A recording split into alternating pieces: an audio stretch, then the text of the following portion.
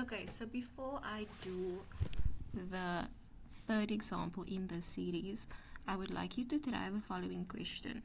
Please pause the video and try and work out sine theta, cos theta, tan theta, and sine squared theta for the following question.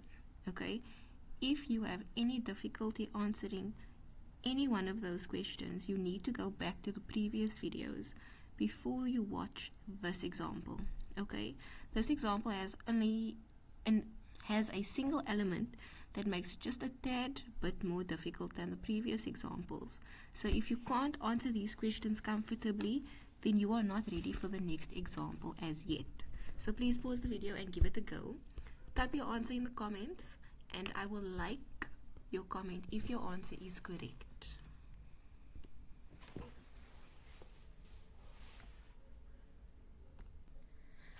Okay, we now move on to example 2b, right? So we have the value for x, right? And it's given to us as negative 12. I'm going to fill that in on the sketch. So x is negative 12, okay? And that makes sense because we are on the negative side of our x-axis. Then the y value appears to be unknown. And in previous examples, the unknown was always our hypotenuse, okay? Now, speaking of hypotenuse, the hypotenuse is known in this case, okay? So we now need to go ahead and do the theorem of Pythagoras to find the unknown side, okay? Which is, of course, this side over here. So let's just draw in our shape. So we want to know what is the length of y. So we go ahead and we say that y squared is equal to our hypotenuse squared minus the other side squared, okay? And so therefore y is just going to be the square root of that difference. So in the calculator, we find that this answer is going to be 5. So the length of y is 5 units. So now I'm going to go ahead and fill that in over here and over here in the color that I chose, which was pink. And so y is 5 units, and I fill it in over there. And now at this point, the rat is complete and I can answer the questions that is asked by the information above. So we must calculate sine, cos, and tan theta. Again, theta is given over here, but we look at it as though it is down there. And so now we go ahead and we find sine theta. So let's start. I'm going to do it below the sketch. So sine theta is opposite over hypotenuse. The opposite side is pink over, let's call that green, pink over green. So we go 5 over 13. Okay, the next one is cosine theta. So we go cosine theta, which we know is adjacent over hypotenuse.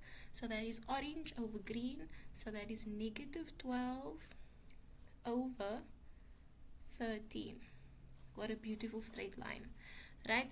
At this point, I just want us to check in with logic, right? We have C, we have A, no, we have C, we have A, we have S, and we have T, right? It is true that cosine will be negative in this quadrant. So what I'm doing is checking out, okay?